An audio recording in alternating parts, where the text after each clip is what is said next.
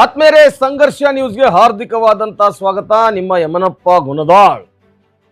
ಏನು 19/2/2026 ಬಾಗಲಕೋಟೆಯ ಹಳೆ ಬಾಗಲಕೋಟೆಯ ಪಂಕಾ ಮಸೀದಿ ಹತ್ರ ಏನೊಂದು ಘಟನೆ ಆಗ್ತದೆ.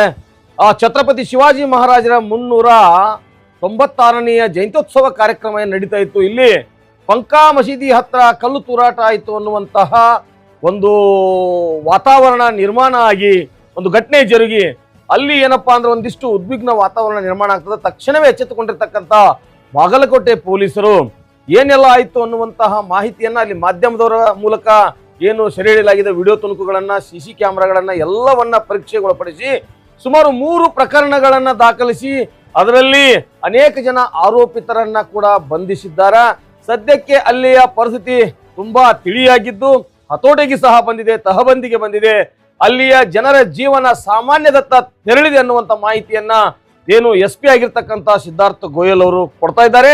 ಮತ್ತು ನಿರಂತರವಾಗಿ 24 ಗಂಟೆ ಕೂಡ ಪೊಲೀಸರು ತಮ್ಮ ಹದ್ದಿನ ಕಣ್ಣನ್ನ ಇಟ್ಟು ಇನ್ನೂ ಯಾರೆಲ್ಲ ಈ ಪ್ರಕರಣದಲ್ಲಿ ಭಾಗಿಯಾಗಿದ್ದಾರೆ, ಯಾರು ಮಾಸ್ಟರ್ ಮೈಂಡ್ ಇದ್ದಾರೆ ಅಥವಾ ಏನೆಲ್ಲ ಇದರಲ್ಲಿ ನಡೀತಿದೆ ಅನ್ನುವಂತಹ ತನಿಖೆಯನ್ನ ಕೂಡ ಮಾಡ್ತಾ ಇದ್ದಾರೆ. ಅದಷ್ಟೇ ಅಲ್ಲದೆ ಇಡೀ ಜಿಲ್ಲೆಯನ್ನ ಹೈ ಅಲರ್ಟ್ ಮಾಡಿ ಜಿಲ್ಲಾಧಿಕಾರಿಗಳು ಮತ್ತು SP ಅವರು ಸೇರಿ ಎಲ್ಲ ಈ ರೀತಿಯ ಘಟನೆಗಳಿಗೆ ಸಂಬಂಧಪಟ್ಟಂತೆ ಯಾವುದೇ ಕಾನೂನು ಸುವ್ಯವಸ್ಥೆಗೆ ಧಕ್ಕೆ ಆಗದಂತೆ ಕ್ರಮವನ್ನ ಸಹ ವಹಿಸಿರುತ್ತಾರೆ. ಇಂದಿಗೂ ಕೂಡ ಬಾಗಲಕೋಟೆಯಲ್ಲಿ ಏನು BNS 163 2023ರ ಕಲಂ ಏನೈತಲ್ಲ ಇದು ಜಾರಿ ಐತಿ. ಅಲ್ಲಿ 2-3 ಮಂದಿಗಿಂತ ಹೆಚ್ಚು ಅಡ್ಡಾಡುವಂಗಿಲ್ಲ, ಯಾವುದೇ ಪ್ರತಿಭಟನೆ ಹೋರಾಟಗಳನ್ನ ಮಾಡುವಂಗಿಲ್ಲ ಅಂತೇಳಿ ನಿಷೇಧಾಜ್ಞೆನ ಹೇಳಿದ್ದಾರೆ. ಇದೇ ಸಂದರ್ಭದಲ್ಲಿ ಕೆಲವೊಂದಿಷ್ಟು ಬಲ್ಲ ಮೂಲಗಳ ಪ್ರಕಾರ ಇದೇ 26/2/2026 ಬಾಗಲಕೋಟೆಯಲ್ಲಿ ಒಂದು ಹೋರಾಟ ಮಾಡಲಾಗ್ತದೆ ಅನ್ನುವಂತ ಮಾಹಿತಿ ಕೂಡ ಬರ್ತಾ ಇದೆ. ಆದರೆ ಇದನ್ನ ಜಿಲ್ಲಾಡಳಿತ ಸ್ಟ್ರಿಕ್ಟ್ ಆಗಿ ತಿರಸ್ಕಾರ ಮಾಡಿದ್ದು ಬರುವಂತಹ ಯುಗಾದಿ, ರಂಜಾನ್ ಮತ್ತಿತರೆ ಹಬ್ಬಗಳು, ಹೋಳಿ ಹಬ್ಬ, ಬಹಳಷ್ಟು ಹಬ್ಬಗಳು ಬರ್ತಾ ಇದಾವೆ. ಎಲ್ಲ ದೃಷ್ಟಿಯನ್ನ ಇಟ್ಟುಕೊಂಡು ಅದರ ಜೊತೆಗೆ ಏನು ಶಿಕ್ಷಣ ಕ್ಷೇತ್ರದಲ್ಲಿ ಶಾಲಾ ಕಾಲೇಜುಗಳ ಮಕ್ಕಳ ಅಂತಿಮ ಪರೀಕ್ಷೆ ಕೂಡ ಸದ್ಯದಲ್ಲೇ ಹತ್ತಿರದಲ್ಲಿ ಇರ್ತಾವ. ಹಾಗಾಗಿ ವಾತಾವರಣ ಹದಗೆಡಬಾರದು, ಇಲ್ಲಿ ಯಾವುದೇ ಕೋಮುಗಲಭೆ ಸೃಷ್ಟಿ ಆಗಬಾರದು ಅನ್ನೋ ಕಾರಣಕ್ಕಾಗಿ 163ಯನ್ನ ಜಾರಿ ಮಾಡಿದ್ದಾರೆ. ಇಲ್ಲಿ ಯಾವುದೇ ಪ್ರತಿಭಟನೆಗಳು ನಡೆಯಬಾರದು ಅನ್ನುವಂಥದ್ದೇ ಏನು ಜಿಲ್ಲಾಡಳಿತ ಮತ್ತು SP ಅವರ ಪೊಲೀಸ್ ಇಲಾಖೆಯ ಉದ್ದೇಶವಾಗಿದೆ. ಅದಕ್ಕೆ ಕಾರಣ ಏನಂದ್ರೆ ಕಾನೂನು ಸುವ್ಯವಸ್ಥೆ ಹಾಳಾಗಬಾರದು, ಯಾವ ಬಡವರಿಗೂ, ನಿರ್ಗತಿಕರಿಗೂ, ಕಾರ್ಮಿಕರಿಗೂ, ಮಹಿಳೆಯರಿಗೂ, ಸಾರ್ವಜನಿಕರಿಗೆ ತೊಂದರೆ ಆಗಬಾರ್ದು ಅನ್ನುವಂಥ ಉದ್ದೇಶವನ್ನ ಇಟ್ಕೊಂಡು ಇದನ್ನ ಜಾರಿ ಮಾಡಿದ್ದಾರೆ. ನೋಟಿಸ್ ಅನ್ನ ಎಲ್ಲ ಪೊಲೀಸ್ ಠಾಣೆಗಳಿಗೆ ಈಗಾಗಲೇ ನೋಟಿಸ್ ಬಂದು ತಲುಪಿದೆ. ಇದಾಗಿಯೂ ಕೂಡ ಯಾರಾದರೂ ಪ್ರತಿಭಟನಾಕಾರರು, ಸಂಘಟಕರು, ಹೋರಾಟಗಾರರು ಏನಾದರೂ ಪ್ರತಿಭಟನೆ ಮಾಡಲಿಕ್ಕೆ ಪ್ರಯತ್ನ ಪಟ್ಟರೆ ಅವರನ್ನ ನಿರ್ದಾಕ್ಷಣ್ಯ ಕ್ರಮದಿಂದ ಬಂಧಿಸಲಾಗುವುದು, ಅವರ ಮೇಲೆ ಕ್ರಮವನ್ನ ಏನಪ್ಪಾ ಅಂದ್ರ ದಾಖಲು ಮಾಡಲಾಗುವುದು ಅನ್ನುವಂಥ ಮಾಹಿತಿಯನ್ನ ಕೊಟ್ಟಿದ್ದಾರೆ. ಇದನ್ನ ನಿಮಗೆ ಹೇಳ್ತಾ ನಾನು ನನ್ನ ನ್ಯೂಸ್ ಚಾನೆಲ್ನ 2 ಮಾತುಗಳನ್ನ ತಮಗೆ ತಿಳಿಸ್ಲಿಕ್ಕೆ ಬಯಸ್ತೀನಿ. ಕಾರಣ ಏನಂದ್ರ ಇಲ್ಲಿ ರಾಜಕೀಯ ಬೇಳೆಯನ್ನ ಬೇಯಿಸ್ಕೊಳ್ಳಲಿಕ್ಕೆ ರಾಜಕಾರಣಿಗಳು ಯಾವ ಹಂತಕ್ಕೆ ಬೇಕಾದ್ರೂ ತಲುಪಬಹುದು.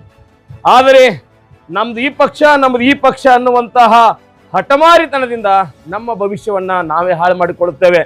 ಈ ಬಾಗಲಕೋಟೆ ಜಿಲ್ಲೆಯ ಅನೇಕ ಏನು ನೀವು ಪಾಲಕರು, ಪೋಷಕರು, ತಂದೆ ತಾಯಂದಿರಿದ್ದೀರಿ, ನಿಮಗೆ ನಾನು ರಿಕ್ವೆಸ್ಟ್ ಮಾಡ್ತಾ ಇದ್ದೀನಿ, ಈ ರಾಜಕಾರಣಿಗಳ ಬೆನ್ನು ಬಿದ್ದಿರುವಂತ ನಿಮ್ಮ ಮಕ್ಕಳ ಭವಿಷ್ಯವನ್ನ ಹಾಳು ಮಾಡ್ಕೊಳ್ಬೇಡ್ರಿ. ಒಂದ್ ವೇಳೆ ಏನಾದ್ರೂ ನೀವು ಸ್ಟೂಡೆಂಟ್ಗಳಿದ್ರೆ ನಿಮ್ಮ ಮೇಲೆ ಕೇಸ್ ದಾಖಲಾಗ್ತಾವ. ನೀವು ಹೋರಾಟಗಾರಿ, ನಾನು ಆ ಧರ್ಮ, ನಾನು ಈ ಧರ್ಮ ಅನ್ನೋರು ಯಾರಾದ್ರೂ ಹೋದ್ರೆ ನಿಮ್ಮ ಮೇಲೂ ಕೂಡ ಪ್ರಕರಣ ದಾಖಲಾಗ್ತಾವ. ಇಂತಹ ಘಟನೆಗಳಿಗೆ ಸಿಲುಕೊಂಡು ನಿಮ್ಮ ಭವಿಷ್ಯ ಹಾಳು ಮಾಡ್ಕೊಳ್ಬೇಡ್ರಿ. ಈಗೇನಾದ್ರೂ ಇವ್ರು ರಾಜಕಾರಣಿಗಳು ನಿಮ್ ಕರೆ ಕೊಟ್ರೆ ಬರ್ರಿ ಅಂತೇಳಿ ನೋಡಿ, ಇವ್ರ ಮಕ್ಕಳನ್ನ ತಂದು ನಿಂದಿಸ್ಲಿ ಮುಂದೆ ನೋಡೋಣ. ಯಾರ್ಯಾರು ಇವ್ರ ಮಕ್ಕಳು ಸಾಲಿ ಕಲಿತಾ ಇದಾರಲ್ಲ, ಅದು ಹಿಂದೂನೇ ಆಗಿರ್ಲಿ, ಮುಸ್ಲಿಮ್ನೇ ಆಗಿರ್ಲಿ, ಯಾರೇ ಪ್ರತಿಭಟನೆ ಮಾಡಿರ್ಲಿ, ನೋಡಪ್ಪ ನಿಮ್ಮ ಮಕ್ಕಳನ್ನ ಮೊದಲು ಬಂದು ಮುಂದೆ ನಿಂದಿಸ್ ನೋಡೋಣ.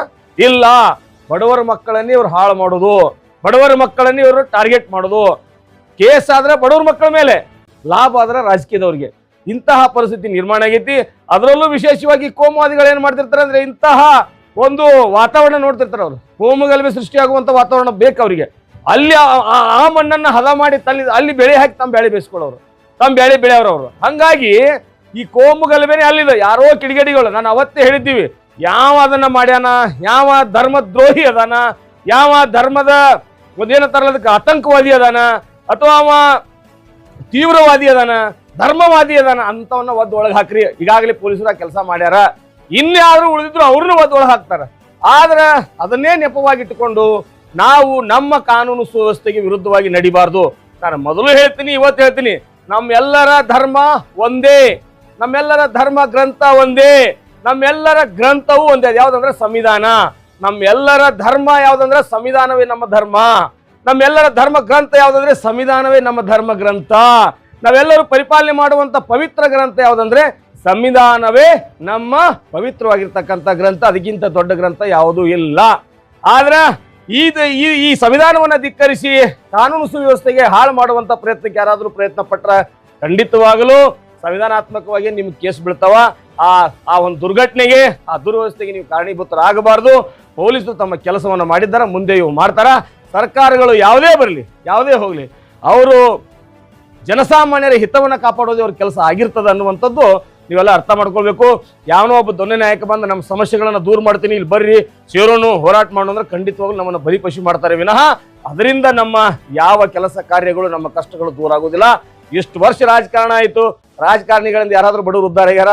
ಖಂಡಿತವಾಗ್ಲೂ ಆಗಿಲ್ಲ. ಬಡವರನ್ನ, ನಿರ್ಗತಿಕರನ್ನ, ಆ ಬಿಸಿ ರಕ್ತವನ್ನ ಇವರು ತಮ್ಮ ಸ್ವಾರ್ಥಕ್ಕಾಗಿ ಬಳಸ್ಕೊಳ್ತಾರೆ ವಿನಃ ಇಲ್ಲಿ ಯಾರು ಕೂಡ ಬದಲು ಮಾಡಲ್ಲ. ಏನೇ ಬದಲಾವಣೆ ಆದ್ರೂ ನಾವು ಸ್ವತಃ ಮಾಡ್ಕೋಬೇಕು, ನಾವು ಶಿಕ್ಷಣ ಕಲಿಬೇಕು, ನಾವು ಪ್ರಾಮಾಣಿಕವಾಗಿರ್ಬೇಕು, ನಾವು ಯಾವ್ದು ಒಳ್ಳೇದು ಯಾವ್ದು ಕೆಟ್ಟದನ್ನ ಆಲೋಚನೆ ಮಾಡಬೇಕು. ಸೊ ಹಂಗಾಗಿ ಬಾಗಲಕೋಟೆ ಜಿಲ್ಲೆಯ ಎಲ್ಲ ಸಮಸ್ತ ಜನರಲ್ಲಿ ನಾನು ವಿನಂತಿ ಮಾಡ್ಕೋತೀನಿ, ಈ ಒಂದು ಏನು ಪೊಲೀಸರು ಹಾಕಿರ್ತಕ್ಕಂಥ 63 ಏನು ಕಲಂ ಐತಲ್ಲ, ಇದಕ್ಕೆ ಬದ್ಧರಾಗಿ ಇರೋಣ, ಕಾನೂನು ಸುವ್ಯವಸ್ಥೆ ಕಾಪಾಡೋಣ. ನಾವೆಲ್ಲರೂ ಭಾರತೀಯರು, ನಮ್ಮ ಧರ್ಮ, ನಮ್ಮ ಆಚರಣೆ ನಮ್ಮ ಮನೆಯಲ್ಲಿ, ನಾವು ಹೊರಗೆ ಬಂದಾಗ ನಾವೆಲ್ಲರೂ ಭಾರತೀಯರು, ನಮ್ಮ ಧರ್ಮ ಗ್ರಂಥ ಸಂವಿಧಾನ. ಈಗ ನಾವು ಹೇಳೋ ಪ್ರಕಾರ ಯಾವುದೇ ನಿಮ್ಮ ಮಕ್ಕಳನ್ನ ಮರಿಗಳನ್ನ ಕಳಿಸ್ಬೇಡ್ರಿ ಅನ್ನುವಂಥದ್ದನ್ನ ನಾವು ರಿಕ್ವೆಸ್ಟ್ ಮಾಡಿ ಹೇಳ್ತಾ ಇದ್ದೀವಿ. ಒಂದು ವೇಳೆ ನಾವು ಮಾಡೇ ಮಾಡ್ತೀವಿ ಅಂತಂದ್ರೆ ಬಾಗಲಕೋಟೆ ಜಿಲ್ಲಾ ಪೊಲೀಸರು ಸಮರ್ಥರಾಗ್ಯಾರ. ಅದಷ್ಟೇ ಅಲ್ಲದೇನೆ ಮಂಗಳೂರಿನಿಂದ ಸ್ಪೆಷಲ್ ಆಕ್ಷನ್ ಫೋರ್ಸ್, ನೋಡ್ರಿ ಅವರ ಕದರ್ ಹೆಂಗೈತೆ ಅಂತೇಳಿ. ನಮ್ಮ ದೇಶದ ಮೇಲೆ ವಿಪತ್ತುಗಳು ಬಂದಾಗ ನಮ್ಮಲ್ಲಿ ವಿಶೇಷವಾಗಿರ್ತಕ್ಕಂಥ ತನಿಖಾ ತಂಡಗಳು, ವಿಶೇಷವಾಗಿರ್ತಕ್ಕಂಥ ಕಮಾಂಡೋಗಳದಾರ. ಇಲ್ಲಿಯೂ ಕೂಡ ನಮ್ಮ ಪೊಲೀಸ್ ಇಲಾಖೆಯವರು ಮಂಗಳೂರಿನಿಂದ ಏನು ಸ್ಪೆಷಲ್ ಆಕ್ಷನ್ ಫೋರ್ಸ್ ಅನ್ನ ಕರೆದಿದ್ದಾರೆ. ಈಗಾಗಲೇ ಅವರು ತಮ್ಮ ತಾಲೀಮನ್ನು ನಡೆಸಿದ್ದಾರೆ. ಒಂದು ವೇಳೆ ಇದೇನು 26ನೇ ತಾರೀಕು ಯಾರಾದರೂ ಪ್ರತಿಭಟನೆಗಳನ್ನ ಇದನ್ನ ಮಾಡಿ ಏನಾದರೂ ಕಿಡಿಗೇಡಿತನವನ್ನು ಪ್ರದರ್ಶನ ಮಾಡಲಿಕ್ಕೆ ಪ್ರಯತ್ನ ಪಟ್ರೆ ನಿಮಗೆ ಮಂಗಳೂರಿನ ಬಂದಿರತಕ್ಕಂಥ ವಿಶೇಷ ಫೋರ್ಸ್ ಐತಲ್ಲ, ಅವರು ಕೂಡ ನಿಮ್ಮ ಮೇಲೆ ನಿಗಾ ಇಡ್ತಾರ. ಅವರ ಲಾಠಿ ಏಟಿಗೆ, ಅವರು ಮಾಡುವಂತಹ ದೇಶ ರಕ್ಷಣೆಗೆ ನೀವು ಒಳಗಾಗಬೇಕಾಗ್ತದೆ ಅನ್ನುವಂಥ ಸಂದೇಶವನ್ನು ಕೂಡ ಈ ಮೂಲಕ ತಮಗೆ ಕೊಡ್ತಾ ಇದ್ದೀನಿ. ಆದರೆ ಬಾಗಲಕೋಟೆ ಟೌನ್ ಲಿಮಿಟಲ್ಲಿ ನಾವು ಇನ್ನೂ 5 ದಿವಸ 163 ಆರ್ಡರ್ 144 CRPC ಆರ್ಡರ್ ಕಂಟಿನ್ಯೂ ಮಾಡ್ತಾ ಇದ್ದೀವಿ 28ನೇ ತಾರೀಕು ತನಕ ಬಾಗಲಕೋಟೆ ಮತ್ತು ಸುತ್ತಮುತ್ತ 4 ಕಿಲೋಮೀಟರಲ್ಲಿ. ನಮಗೆ ಕೆಲವು ಮಾಹಿತಿ ಆಧಾರ ಮೇಲೆ, ಮೀಡಿಯಾ ಮುಖಾಂತರ ಪ್ಲಸ್ ನಮ್ಮ ಮಾಹಿತಿ ಆಧಾರ ಮೇಲೆ ಕೆಲವು ಸಂಘಟನೆಯವರು 26ಗೆ ಪ್ರತಿಭಟನೆ ಪ್ಲಾನ್ ಮಾಡ್ತಾ ಇದ್ದಾರೆ. ಬಾಗಲಕೋಟೆ ಟೌನ್, ಓಲ್ಡ್ ಟೌನ್ ಏರಿಯಾದಲ್ಲಿ ಯಾವುದೂ ಪ್ರತಿಭಟನೆಗೆ ಅವಕಾಶ ಇಲ್ಲ. ಅಲ್ಲಿ 163 ಜಾರಿ ಇರುತ್ತೆ. ಯಾರು ಏನಾದರೂ ವೈಲೇಷನ್ ಮಾಡಿದರೆ 163 ಆರ್ಡರ್ದು ಅವ್ರ ವಿರುದ್ಧ ಸ್ಟ್ರಿಕ್ಟಾಗಿ ಏನು ಕ್ರಮ ಜರುಗಿಸಬೇಕು ನಾವು ಜರುಗಿಸ್ತೀವಿ. ಅದಕ್ಕೆ ನಾವೆಲ್ಲ ರೆಡಿ ಆಗಿದ್ದೀವಿ. Any violator of 163 order will be handle as per strict law and order procedure. ಅದಕ್ಕೆ ನಾವು ಏನು ರಿಲ್ಯಾಕ್ಸೇಷನ್ ಏನು ಡಿಸ್ಕ್ರಿಪೆನ್ಸಿ ಇದೆ ಏನು ತಗೊಳ್ಳಲ್ಲ, ಸ್ಟ್ರಿಕ್ಟಾಗಿ ಆ್ಯಕ್ಷನ್ ತಗೋತೀವಿ. ಅದಕ್ಕೆ ನಾವೆಲ್ಲ ರೆಡಿ ಆಗಿದ್ದೀವಿ. ಅದರ ಜೊತೆಗೆ ನಾವು ನಮ್ಮ ಇಲಾಖೆ ಪರವಾಗಿ ಡಿಸ್ಟ್ರಿಕ್ಟ್ ಮಿನಿಸ್ಟರ್ ಅಡ್ಮಿನಿಸ್ಟ್ರೇಷನ್ ನಾವೆಲ್ಲ ಜೊತೆಗೆ ನಾವು ಅಪೀಲ್ ಮಾಡ್ತಾ ಇದ್ದೀವಿ. ಈಗಾಗಲೇ ಅವರು ಹೇಳಿದ್ದಾರೆ 28ಗೆ ಎಕ್ಸಾಮ್ಸ್ ಇದೆ. ತುಂಬ ವ್ಯಾಪಾರಿ ಅವರಿಗೆ ಅವರು ಇವರು ಬೀದಿ ಬೇರೆ ವ್ಯಾಪಾರಿ ಇರ್ತಾರೆ ಓಲ್ಡ್ ಟೌನಲ್ಲಿ, ಅವರಿಗೆ ತುಂಬ ಅಫೆಕ್ಟ್ ಆಗ್ತಾ ಇದೆ, ಪಬ್ಲಿಕ್ಗೆ ತುಂಬ ಅಫೆಕ್ಟ್ ಆಗ್ತಾ ಇದೆ.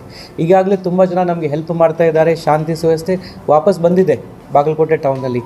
ಅವರು ಇದೇ ರೀತಿ ಮೇಂಟೈನ್ ಆಗಬೇಕು. ಇನ್ನು ಮುಂದಿನ ದಿವಸ ಅಲ್ಲಿ ಬೇರೆ ಹಬ್ಬ, ಬೇರೆ ಲೈಫ್ ಸುವ್ಯವಸ್ಥೆ ಕಂಟಿನ್ಯೂ ಆಗಬೇಕು ಮತ್ತು ಎಕ್ಸಾಮ್ಸ್ ಕೂಡ ಚೆನ್ನಾಗಿ ನಡೆಸಬೇಕು. ಅದಕ್ಕೆ ನಾವು ಎಲ್ಲ ಸಂಘಟನೆಗೆ ನಾನು ಕೂಡ ನಮ್ಮ ಇಲಾಖೆಯವರು ಕೂಡ ಅಪೀಲ್ ಮಾಡ್ತಾ ಇದ್ದೀವಿ. ದಯವಿಟ್ಟು ನಮಗೆ ಯಾವ ರೀತಿ ಅವರು ಕಾಪ್ರೇಟ್ ಮಾಡ್ತಾ ಇದ್ದಾರೆ, ಇನ್ನು ಮುಂದಿನ ದಿವಸ ಅಲ್ಲಿ ಕೂಡ ಕಾಪ್ರೇಟ್ ಮಾಡಬೇಕು. ಪ್ರತಿಭಟನೆ ಮಾಡೋಕ್ಕೆ ಅವಕಾಶ ಇರುತ್ತೆ, ಬಟ್ ಕಾನೂನು ಪ್ರಕಾರನೇ ನಾವು ಪ್ರತಿಭಟನೆ ಮಾಡಬೇಕು. ಎಲ್ಲಿ ಅವಕಾಶ ಇಲ್ಲ ಅಲ್ಲಿ ನಾವು ಪ್ರತಿಭಟನೆ ಮಾಡೋಕ್ಕೆ ಅವಕಾಶ ಕೊಡಲ್ಲ. ಸೊ ಇದೇ ರೀತಿ ಸೋಷಿಯಲ್ ಮೀಡಿಯಲ್ಲಿ ಕೂಡ ಏನಾದರೂ ಸೋಷಿಯಲ್ ಆ್ಯಕ್ಟಿವಿಟೀಸ್ ಇದ್ದರೆ, ಫೀಲ್ಡಲ್ಲಿ ಇದ್ದರೆ ಅದ್ರ ಬಗ್ಗೆ ನಾವು ಸ್ಟ್ರಿಕ್ಟಾಗಿ ಆ್ಯಕ್ಷನ್ ತಗೋತೀವಿ. ಈಗಾಗಲೇ ತಗೋತಾ ಇದ್ದೀವಿ, ಇನ್ನು ಮುಂದೆ ಕೂಡ ತಗೋತೀವಿ. ಒಂದು ಕಳೆದ 20 ವರ್ಷದಿಂದ ಗಲಾಟೆ ಆಗಿಲ್ಲ.